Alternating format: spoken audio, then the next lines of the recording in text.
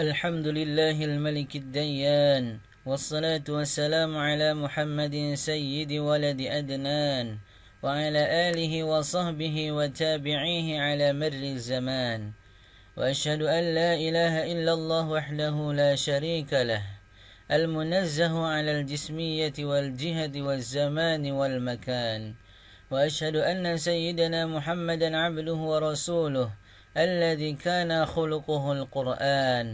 أما بعد عباد الرحمن فإني أوصيكم ونفسي بتقوى الله المنان القائل في كتابه القرآن أعوذ بالله من الشيطان الرجيم بسم الله الرحمن الرحيم لا خير في كثير من نجواهم إلا من أمر بصدقة أو معروف أو إصلاح بين الناس ومن يفعل ذلك ابتغاء مرضات الله فسوف نؤتيه أجرا عظيما صدق الله العظيم. Ma'asyiral muslimin rahimakumullah.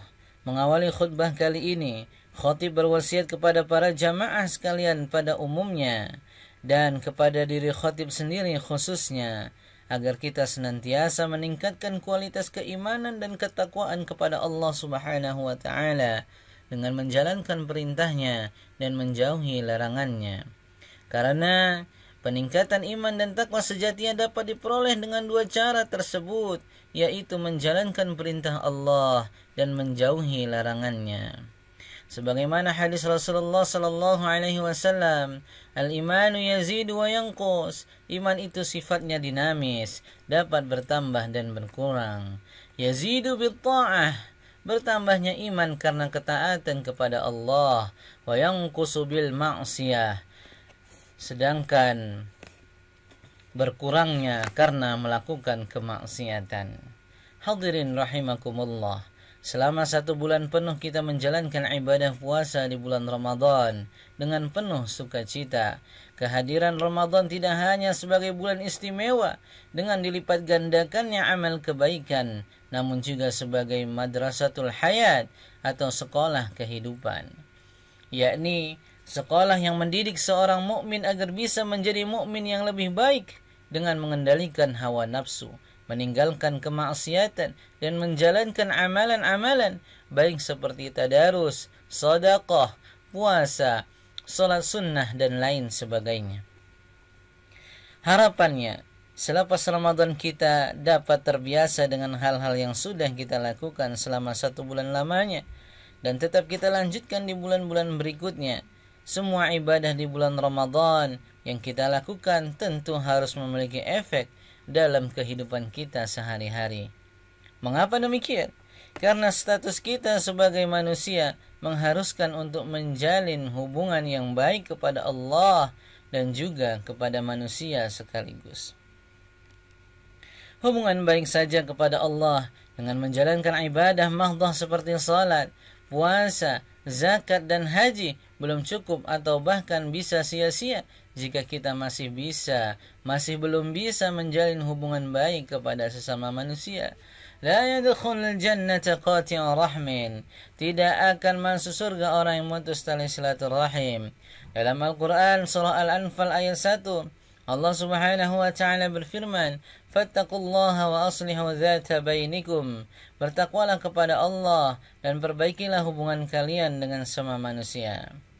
Dalam ayat di atas, Allah Subhanahu wa taala memerintahkan hambanya untuk bertakwa kepadanya, yang kemudian diikuti dengan perintah memperbaiki hubungan sesama manusia, yaitu menjalin cinta kasih dan memperkokoh kesatuan.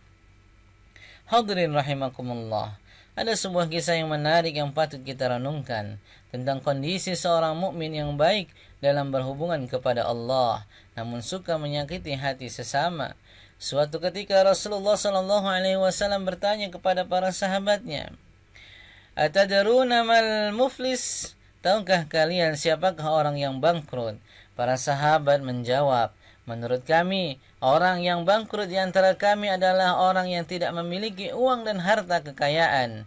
Kemudian Rasulullah sallallahu alaihi wasallam bersabda, "Innal muflisa min ummati ya'ti yaumal qiyamati bi salatin wa siyamin wa zakatin."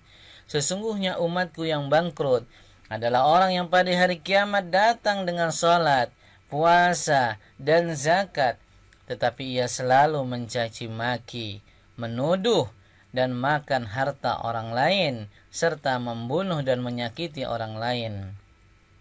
Setelah itu pahalanya diambil untuk diberikan kepada setiap orang dari mereka hingga pahalanya habis, sementara tuntutan mereka banyak yang belum terpenuhi.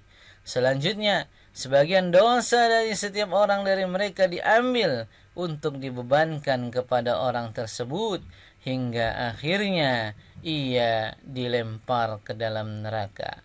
Thumma turiha finnar. Hadis riwayat Muslim. Dalam kisah di atas, jelas bahwa perilaku baik kepada sesama manusia merupakan hal yang sangat penting. Karena pahala ibadah seseorang bisa habis lantaran ia menyakiti orang lain selama di dunia. Bahkan, ia pun bisa menanggung dosa orang yang disakiti jika pahalanya tidak mencukupi. Habis pahala, dosa bertambah. Itulah gambaran orang yang suka menyakiti orang lain kelak di akhirat kiamat. Maka, pada momentum Idul Fitri ini, mari kita bersama saling memaafkan, meminta maaf kepada mereka yang pernah kita sakiti dan memberikan maaf kepada orang yang pernah kita menyakiti kita. Mengapa maaf menjadi penting?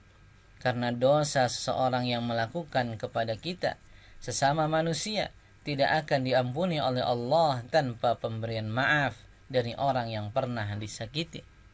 Jika berdosa kepada Allah seperti meninggalkan salat, tidak puasa, tidak berzakat, atau bahkan syirik sekalipun, cukup kepada Allah saja kita memohon ampun.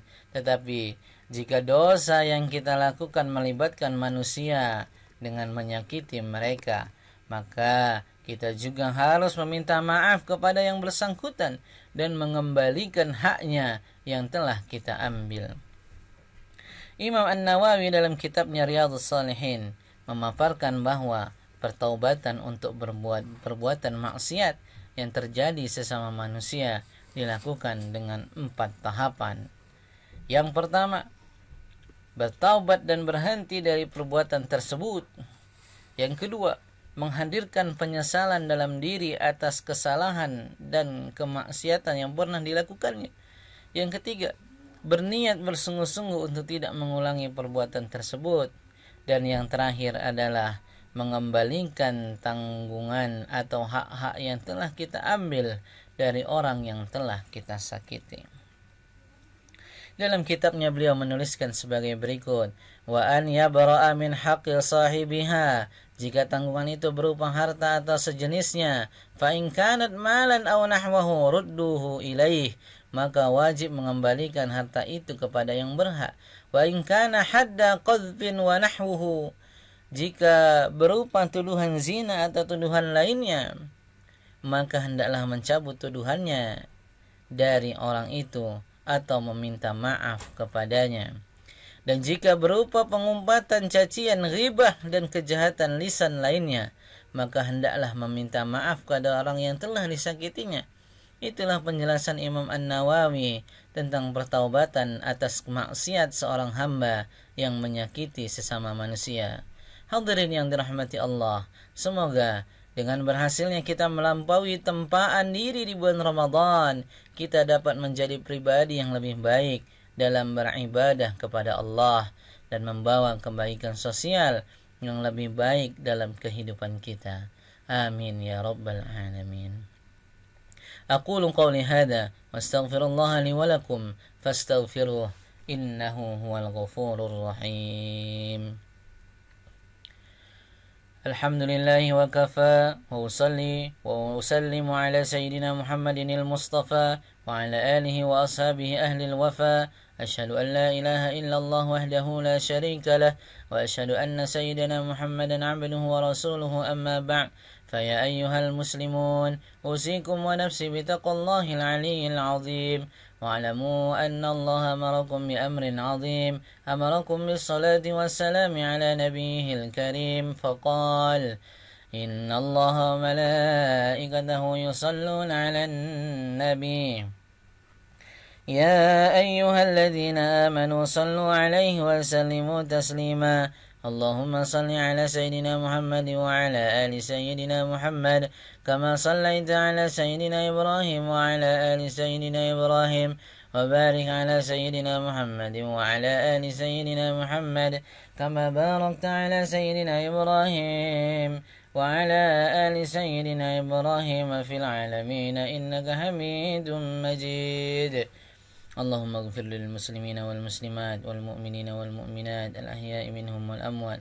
اللهم ادفع عنا البلاء والغلاء والوباء والفحشاء والمنكر والبغي والسيوف المختلفة والشدائد والمحن ما ظهر منها وما بطن من بلدنا هذا خاصة ومن بلدان المسلمين عامة إنك على كل شيء قدير ربنا لا تؤاخذنا إن نسينا أو أخطأنا ربنا ولا تحمل علينا إصرا كما حملته على الذين من قبلنا ربنا ولا تحملنا ما لا طاقة لنا به واعف عنا واغفر لنا وارحمنا أنت مولانا فانصرنا على القوم الكافرين ربنا آتنا في الدنيا حسنة وفي الآخرة حسنة وقنا عذاب النار والحمد لله رب العالمين عباد الله إن الله يأمر بالعدل والإحسان وإيتاء ذي القربى وينهى عن الفحشاء والمنكر يعظكم لعلكم تذكرون فاذكروا الله العظيم يذكركم واشكروه على نعمه يزدكم ولذكر الله أكبر